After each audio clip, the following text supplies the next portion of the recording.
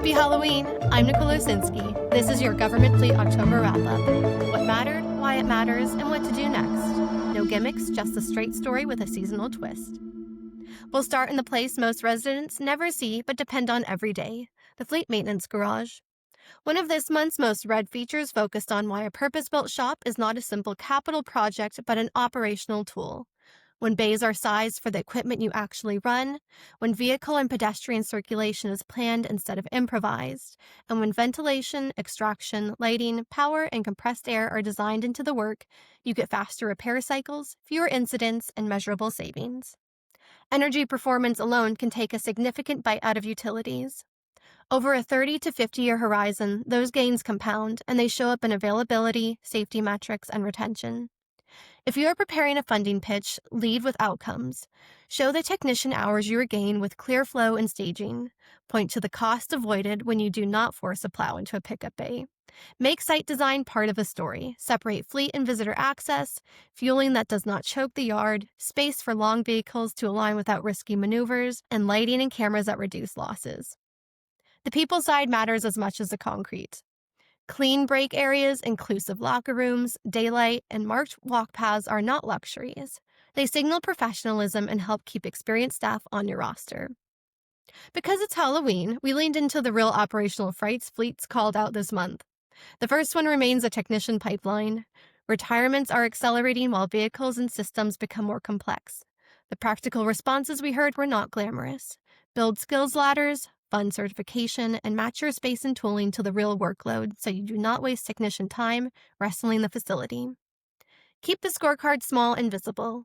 Availability, PM compliance, and rework, and coach to it. Electrification continued to move from concept to day-to-day work. Agencies that are succeeding are treating EVs as infrastructure and operation, not just procurement.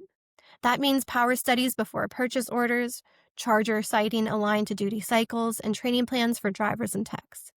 We saw examples of phase starts on lean budgets that still protected service levels because stakeholders aligned early and measured impact as they went. On the technology side, telematics pays off when someone owns the dashboards and knows what action each report triggers. A tight loop from data to scheduling, coaching, and parts ordering matters more than a long menu of alerts. If your team is scrolling past notifications, the system is not configured for decisions. Budget planning stayed difficult. Inflation, fuel uncertainty, and deferred replacements continued to test plans. Fleets that tied requests to lifecycle analysis, deliberate rightsizing, and a blended fuel strategy for diesel, gasoline, and kilowatt hours had stronger footing in hearings. The message that landed was straightforward. Show how today's allocation protects availability, safety, and long-term cost, and back it with multi-year data. Aging vehicles are still a pressure point. The guidance that resonated was to move past odometer and age as blunt instruments. Quantify downtime, parts spend, and safety risk, and connect them to the operational impact your end users feel. Replacement decisions based on total economics, not just initial price, held it better in front of finance.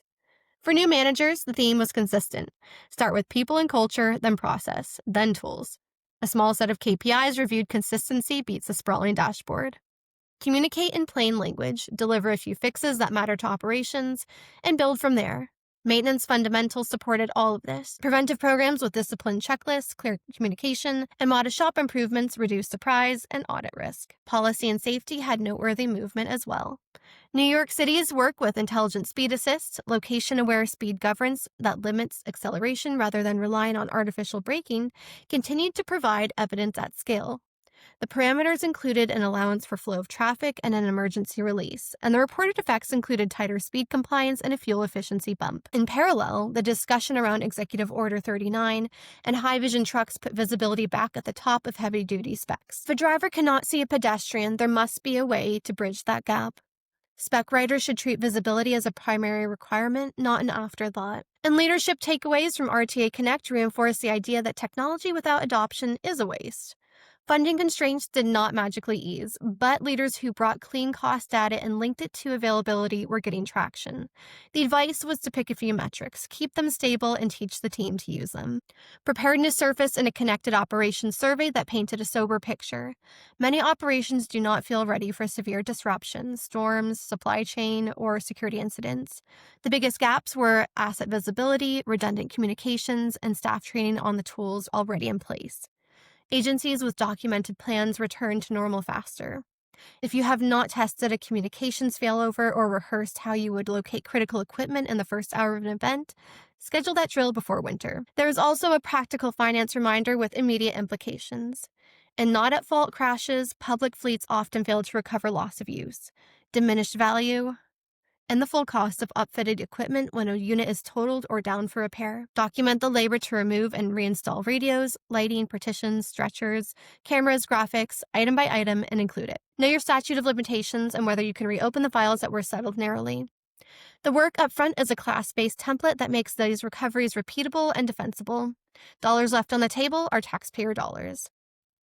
On the response technology front, Ohio began a statewide drone first responder pilot that will standardize procedures, training, and data collection across law enforcement, fire, and EMS, with work toward BVLOS and a statewide UTM backbone.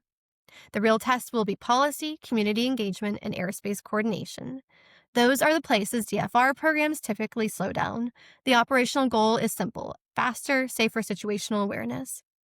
Finally, a programming note looking a bit ahead. GFX 2026 opened its call for papers due December 1st. If you have a case study with measurable outcomes, consider submitting.